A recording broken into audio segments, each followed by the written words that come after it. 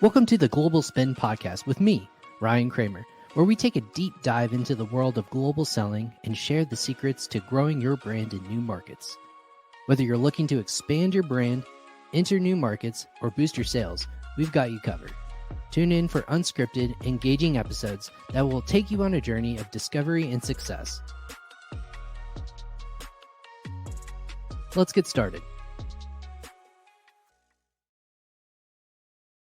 Hey everyone, welcome back to another episode of the Global Spin Podcast. I'm your host, Ryan Kramer, and this is my corner of the internet where I bring the best and the brightest in the Amazon e-commerce and logistics space.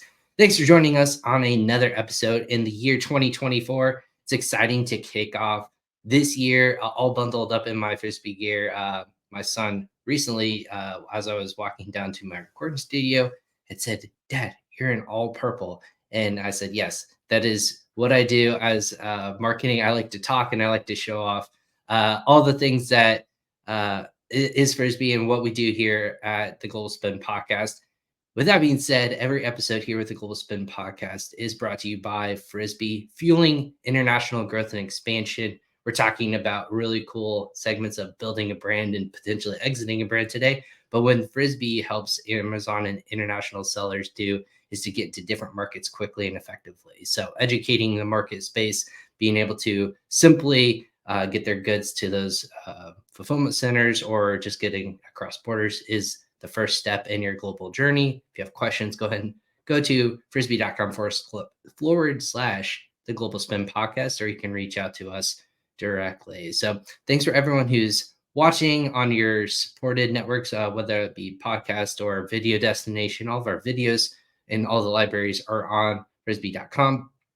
So if you have a question or some sort of want to go back and reference some past episodes, this is really exciting to kind of kick off 2024 with a new perspective, right? We all did what our plans are for this year. What do we want to accomplish? In this episode, I'm really excited to talk about a new benchmark guide that came out. So benchmarks, the definition of one would be certain levels one must achieve in order to hit a level of success or goals, right? Here at Frisbi, we have benchmarks for helping people get into a certain country. That is what we do. But benchmark as an Amazon seller, if you're listening to this, what certain levels of achievement does one need to have in order to maybe exit their business or talk about this? This was really popular back in 2021, 2022. Now we've shifted a couple of years forward, and last year it was a big shift in the market. I have one of the best and brightest in space, and she was part of our recap show looking to 2024. And what better way to kick off this year, this 2024 year, with the one and only Yael Cabilly of Fortinet. Yael, thanks for hopping on the Global Spin Podcast today. Hi, how are you? Nice to be here. I also told you, the first thing I told you is you're very purple. It's true. I love that. I'm not at the level of any sort of like Veruca Salt and Willy Wonka, but I'm very purple today. And that is, there's always hints of purple around. I have a purple light, something like that. But today it is negative, where I'm at, negative 6 degrees Fahrenheit, which is really cold. Wow. It is freezing. So I threw on the sweatshirt today to be bundled up today. So extra purple for everyone. All right, ready. So, Yael, thank you again. I know you've been on podcast with me before. I've been fortunate enough to speak with you and meet you in real life and just kind of pick your brain, but kind of let everyone know if they haven't been fortunate enough to, again, not a play on words, but have not had the pleasure of meeting with you or know what your company does. Can you kind of give people a background where you are and what you do in the e-commerce space? Sure. So Fortunate is an investment bank. We help medium and large e-commerce businesses sell the business, exit at the end of the road.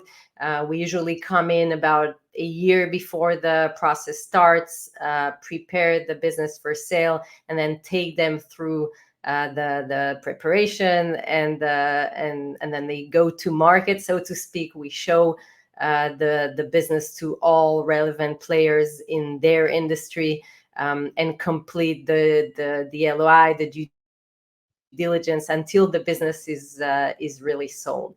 So that's what we've been doing for 5 years now. We started in 2018. Yeah, a team of 35 people focused mainly on only on e-commerce. Wow. So with that, there's a lot to unpack. First, how did you get in the space? Like, what were you doing prior to the last 5 years? Because you are a lawyer by trade or an attorney by trade, right? Like, Yeah. so your practice and background is in legal. What was it before all of this kind of took place and led you into e-commerce? I'm curious. Yeah, so I'm originally a trademark attorney, still am. I got into the space through one of my of the clients that wanted that had a trademark issue on Amazon, and when I helped him, he kind of told the stories. Guys, be careful when you use a brand, and on one of the those Facebook groups with many sellers. Mhm. And so that brought another seller and another seller, and then we had a webinar and then dozens of sellers. So I realized there are no attorneys in the e-com space back then. It was in 2016. There was maybe one. And so I started first a law firm focused on e-commerce and specifically Amazon suspensions, any really issues around Amazon and selling smoothly.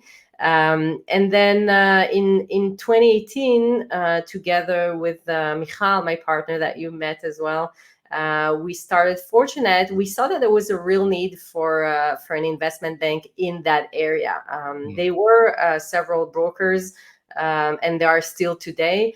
But for the larger businesses who want a full process and really a company that holds your hand through that complex process.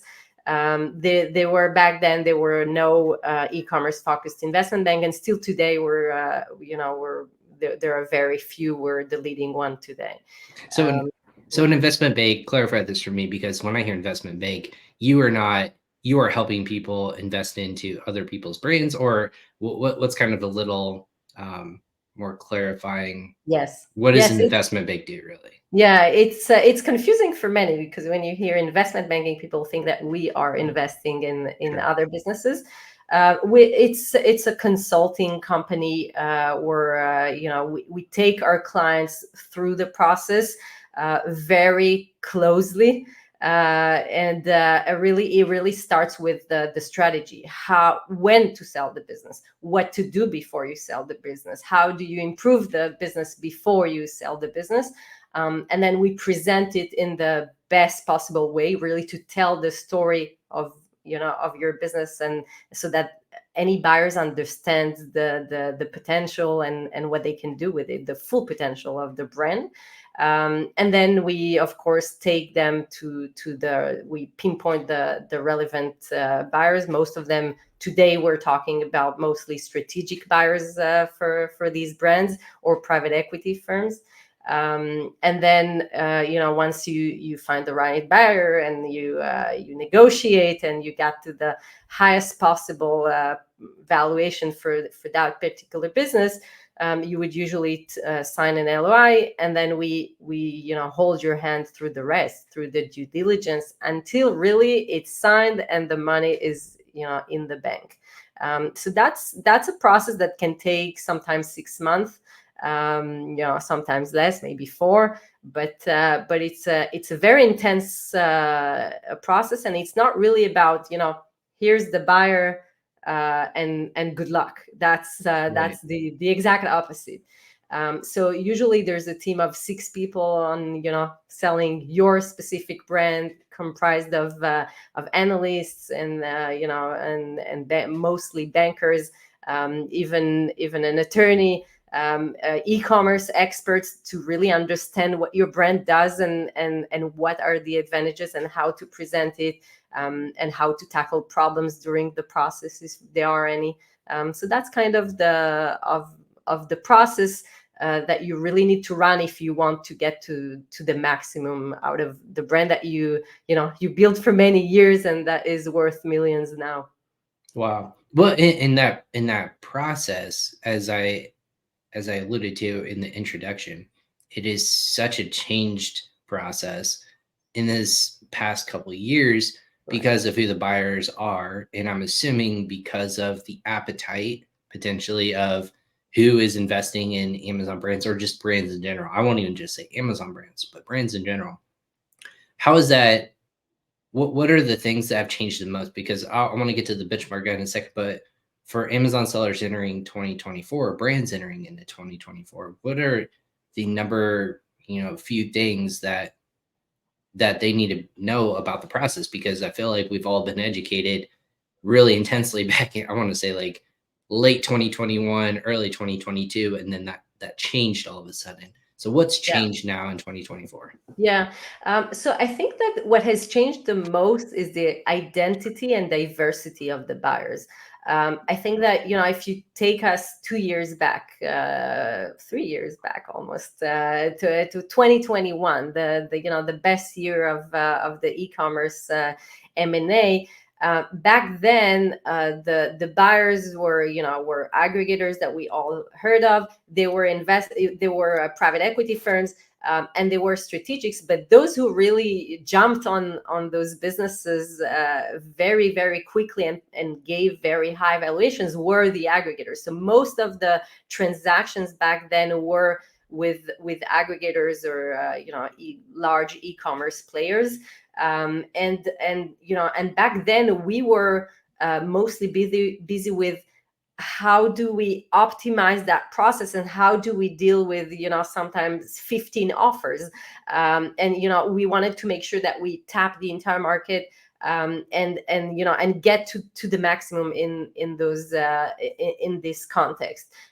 Today the process is completely different. I think if we look at 2023, we, out of all the transactions that we've done last year, I don't think we even had one with an aggregator. They were all with strategic buyer. There were a couple with maybe three with private equity firms, but there were no transactions with aggregators.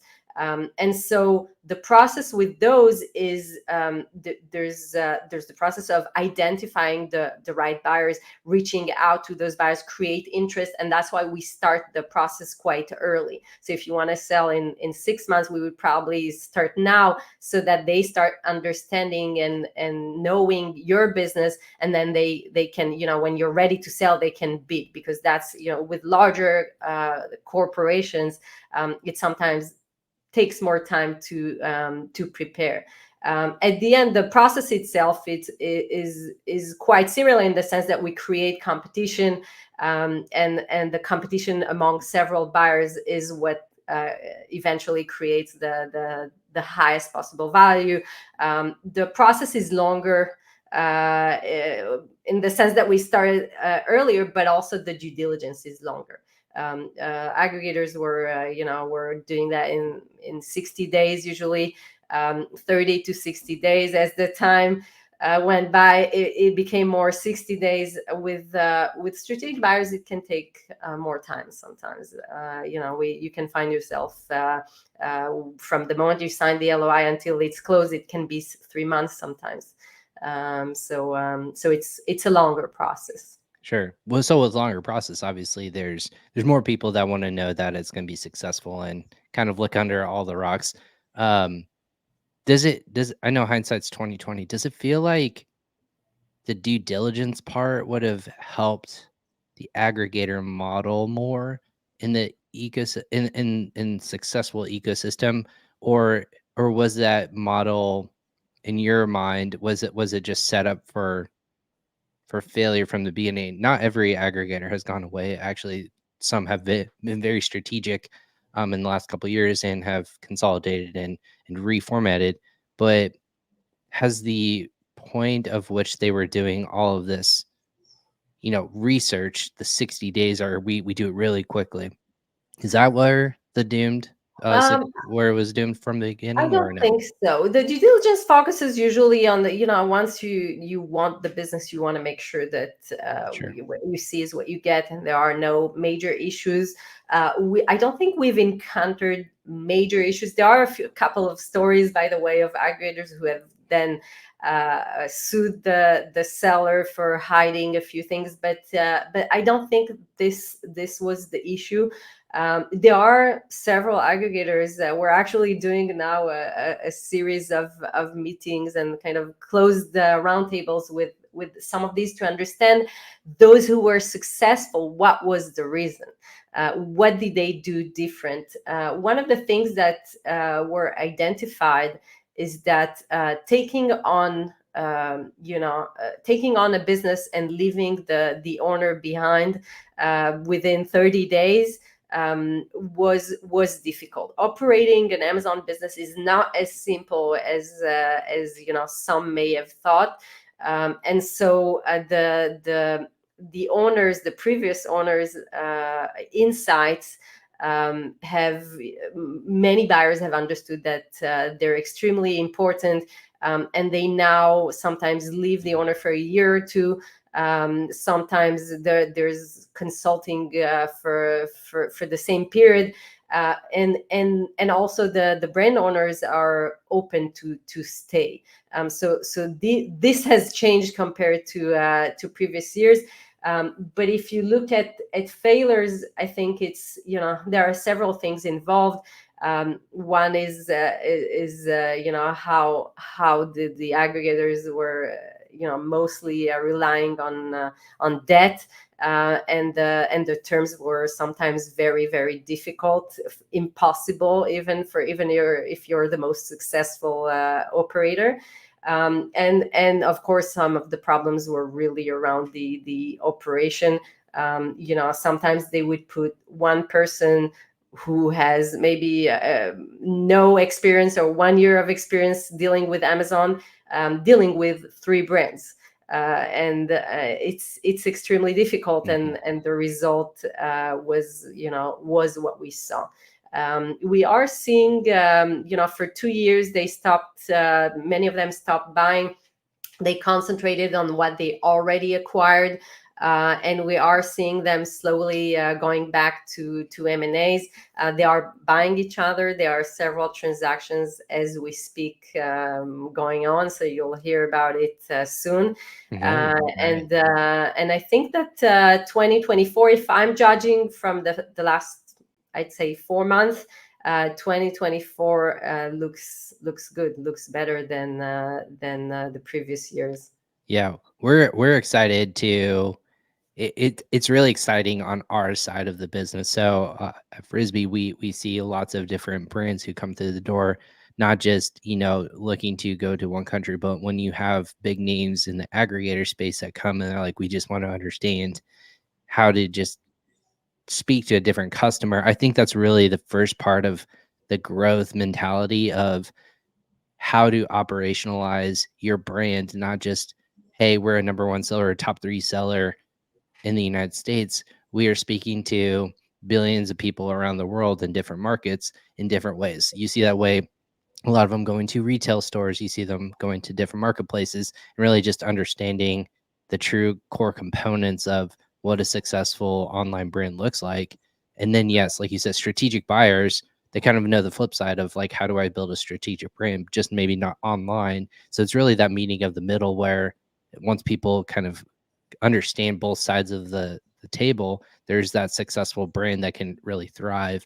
Is there, like, what's been the most surprising part, I guess, on the strategic buyer side? Is there a category or like a size that there's more appetite for, that people are looking Yeah. to, like, if I'm an Amazon seller, am I more set up for success if I'm doing international, growth and expansion? I'm in different marketplaces, or I'm in a specific category. I'm a specific size of revenue. What Yeah. are those different?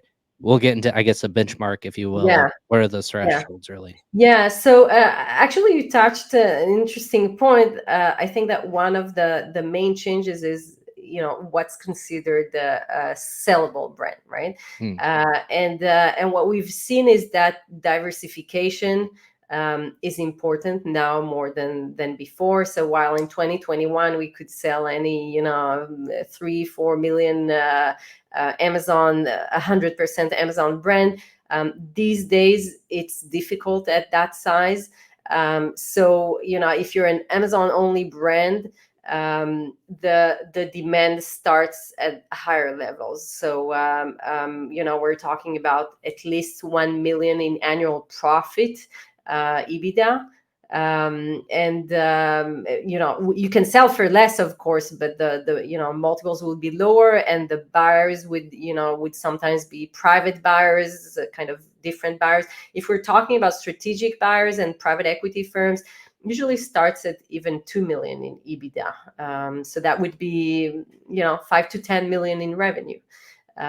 So these days, most of the transactions that we've done this year were 8 figures businesses. If you're looking at the demand, again, not saying they're not sellable. It's just different types of buyers and different multiples. The diversification is also extremely important. The more, if you're a multi-channel brand, you're worth more than an Amazon only brand. Wow. So when, in that capacity, what are the things with this benchmark? I've teased it a lot. You saw the need to really just put out there. I mean, it's 35 pages long. And it's pretty extensive.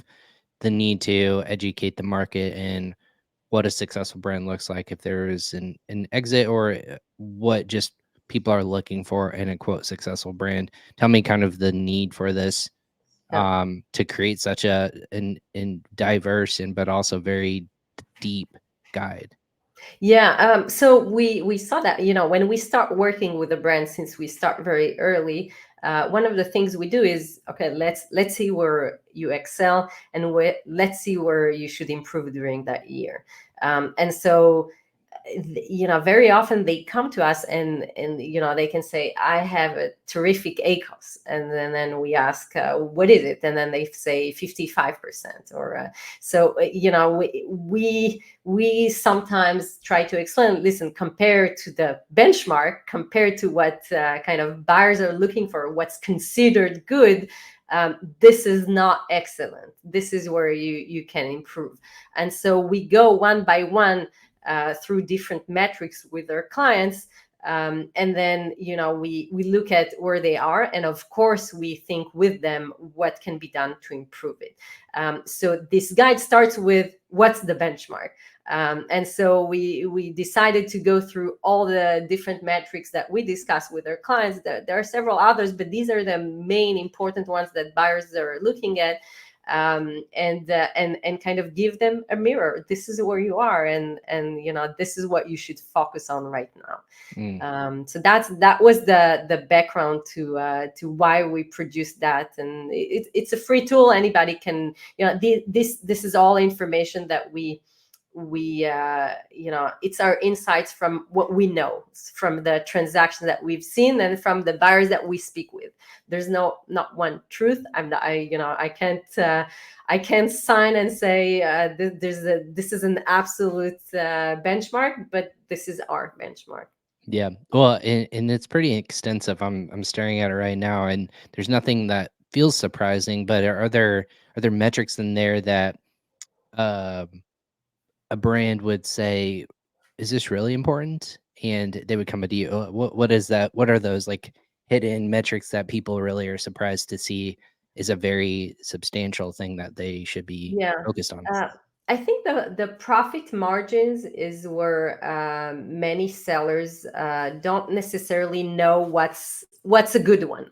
And Really? Okay. yeah, so they know it's important, but they can operate with profit margins of let's say 10% or 8%. And at 8%, this is not likely to be sold, or successfully, or at least for a high valuation.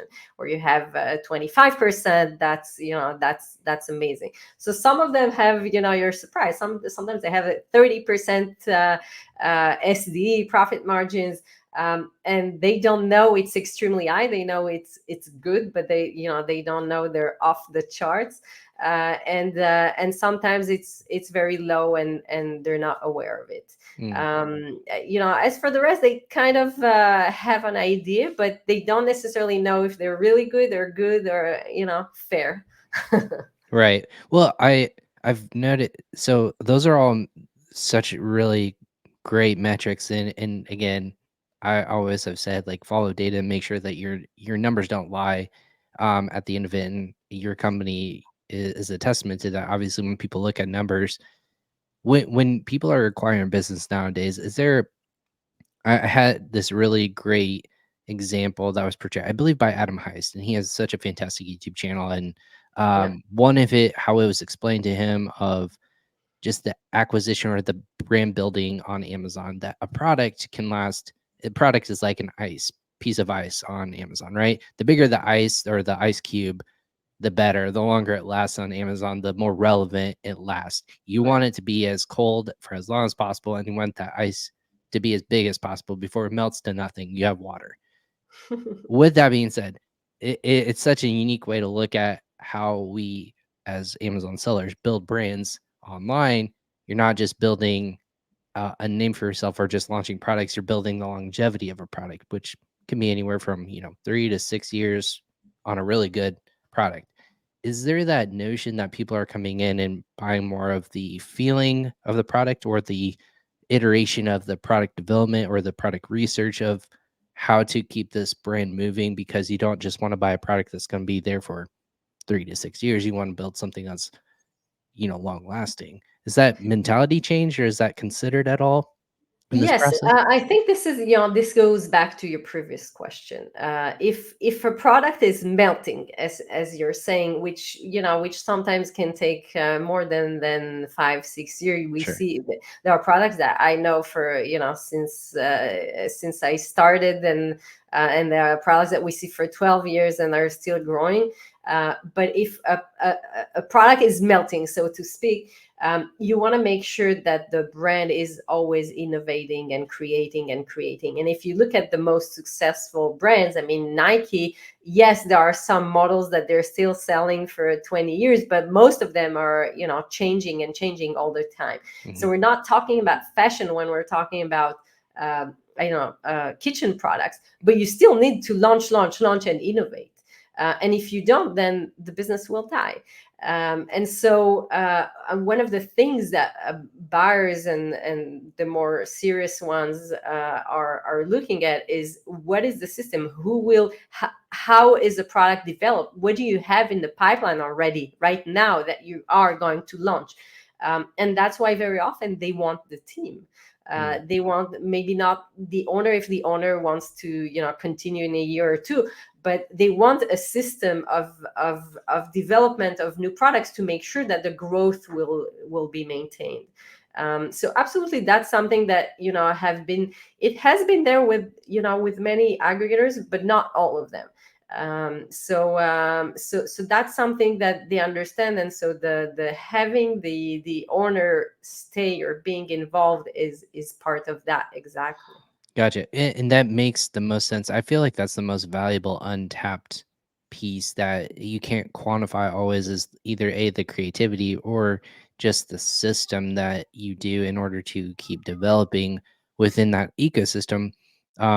When you're private equity, I know that, we're talking about, gosh, the start, I mean, Procter and Gamble, for example, like you have a lot of money goes toward product development and product research and all of those components. That's where a lot of their money goes towards, and then obviously they change over time. It's the same product, but just like Febreze, for example, or whatever name brand you want to call it, you see different iterations of the same product just in different ways, how it's developed into the consumer ecosystem.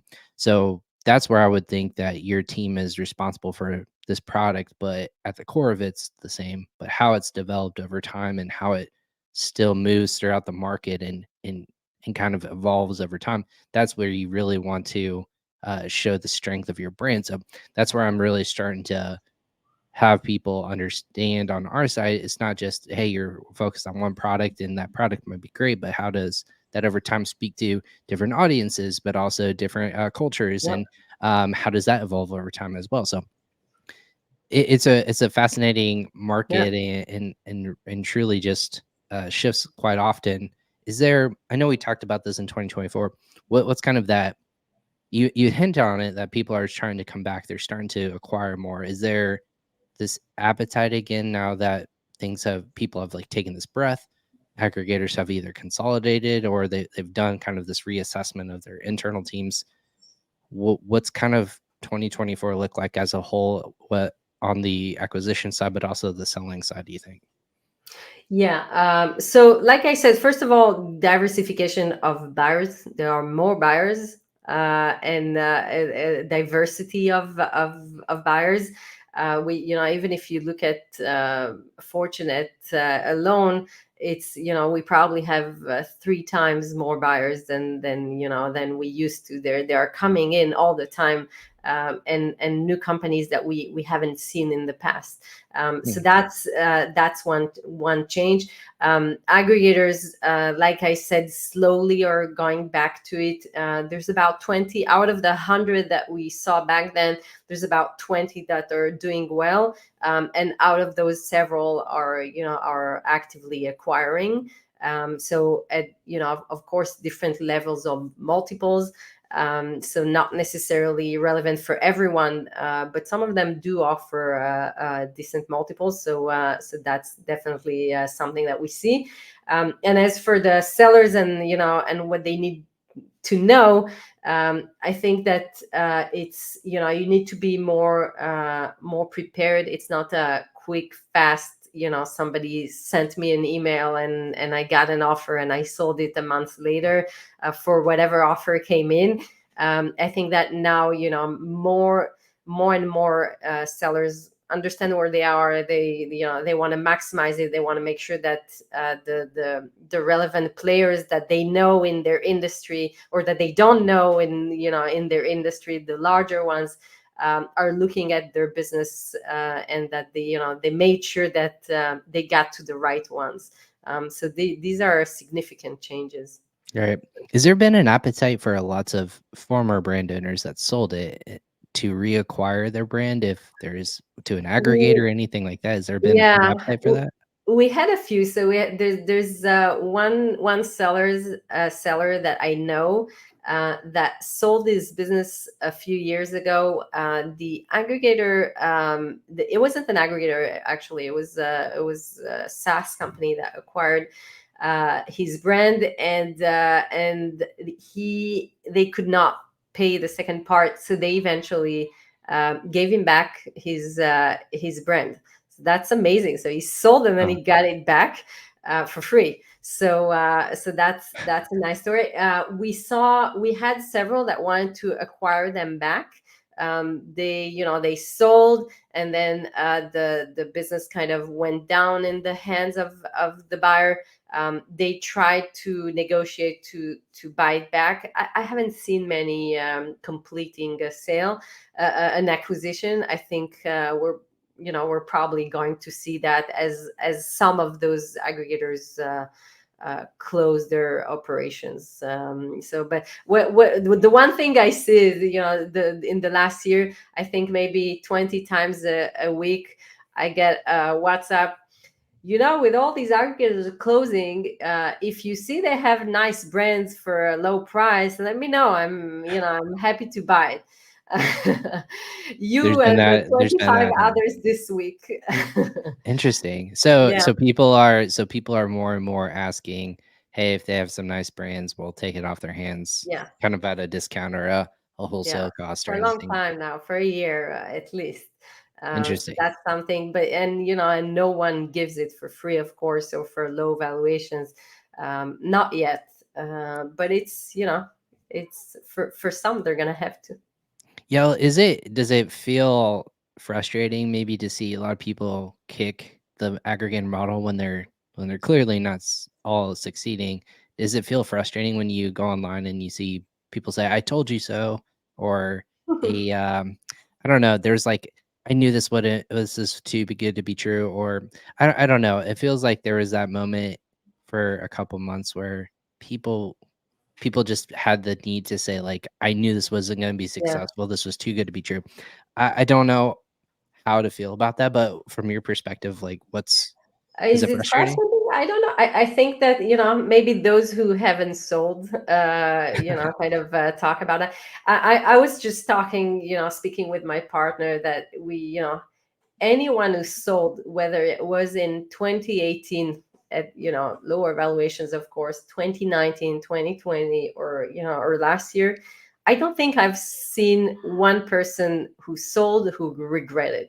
And That's so whether you sell to an aggregator, or you sold before they were aggregators, or you sell today when we're talking about a private equity, it doesn't really matter. If you got, if you accepted the offer, it was probably a very good offer. And where you are today, you're probably very happy with that action that you took. Taking a decision to sell is a big decision. It's not an easy one to make. And completing it is is a kind of, every deal that we do, we say it's like a miracle.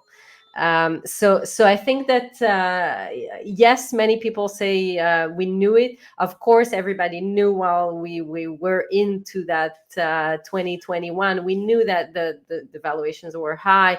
Everybody knew that it wasn't going to stay that, or to be higher. Let's put it that way. I don't think anyone anticipated that Thrasio will get where they are. But people are talking. Doesn't really matter. I think it depends. What matters is what people are doing. And how they're operating their business today, and how they're planning the next steps. So with this, is this going to ship a new wave? You think, like, with, you said more private equity coming in, is this going to be more prominent? You said more and more entering the market. Is that going to be this new 2021 wave that we're going to see of just more and more people attending, like Prosper or other events, that they're coming out and saying, hey, we own these brands, we want your Amazon brand to join our, like, very well known brands ecosystem? Is that a wave that you're kind of forecasting coming, or think I can don't potentially call it arrive? I don't call it a wave. I think that for over a year we are in a normal market. We Okay, were in an abnormal market in 2021. 2022 was normalizing for a year now. It's been a very stable market. It's similar to other markets today. And when you're doing a process, it's very similar to processes that you see in sure. in other consumer market. So Um, we feel good so about the market right now. Okay. I think it's very stable for some time, and if again I don't know, maybe it will go down, but if I'm judging from the last 4 months, it's looking quite positive for the bigger brand. It's true that for the smaller one, from 1 million brand, I think it's going to be more difficult to sell the business in the in the coming years. So mostly for the larger ones. So keep growing, everyone. That's our tips for everyone is, and also to look at the benchmark guide. So how can people get access to this benchmark guide? This 35 pages of just pure knowledge and really gold for people who are looking to see, hey, where's my brand stack up against other ones that are exiting the business? Yeah, so you can go on fortunet.net. We have it in our website. I'll also put it in the comments of this video so that they can use it. Perfect. We'll make sure it's also there when we post it on YouTube, and then also on our audio version. Go ahead and check it out at fortunate.net. Perfect. Yael, if they want to connect with you, what's the best way as well? Is there a way that you engage with customers, or they reach out to you? Yeah, so my email is yael@fortunet.net. You can also reach out on LinkedIn or Facebook or Instagram or everywhere at All the the social Prosper medias. Show. Yeah, it's Ask Ryan. yeah, that's true. Or you can reach out to me and I'll connect you with Yael. Yeah, you were are you speaking, or are you doing any sort of events coming up that are I just that had people one should in attend? New York, very, very nice at the event. Yeah, ASUTG it you was spoke fun. at. Okay, Yeah, it so that was was a good fun. event. Perfect. Yeah, yeah, yeah. But I'll see you at the Prosper Show, I hope. Are you going to be there? I'm hoping. I mean, we'll Okay. see. It's changed over the years, so we'll see. Yeah, I was asked to speak last year. We'll see if that happens again, but fingers Uh-huh. crossed. We'll see what happens. I know there's lots of good events going on Yep. all over the world that people are asking. I would love to attend all of them if Yeah, whenever people ask, but I that's wish we could. yeah, I would love to be in all the places at once, but that's just not possible. We have businesses to run. We have things to Yes, like help and exactly. close down. So but no, it's fun. Yeah, I'm hoping to get to events here shortly. So y'all, thank you so much for hopping on the Global Spin podcast today. We'll make sure we post all of your information here in the show notes as well. So thanks for hopping on today. Thank And you. then yeah, thank you. And then everyone, thanks for hopping on and listening to another episode of the Global Spin podcast. Again, this is the benchmark guide for Amazon private label brands, growing your business and exiting your business in 2024. You heard it from the one and only Yael Cabilly of Fortinet. If you have questions about that, go ahead and reach out to her on our social media profiles. And again, if you have questions about this podcast or any of our past podcast episodes, you can reach out to me at frisbi.com/the Global Spin podcast. And then we're also available on all your favorite podcast destinations as well, on Google Podcasts, Apple Podcasts, Spotify, you name it, we're there. So go ahead and subscribe and leave us some questions or comments in the show notes, and we'll be able to answer those as well. I'm Ryan Kramer. This is the Global Spin podcast. I hope to catch you guys next time on another episode. Take care.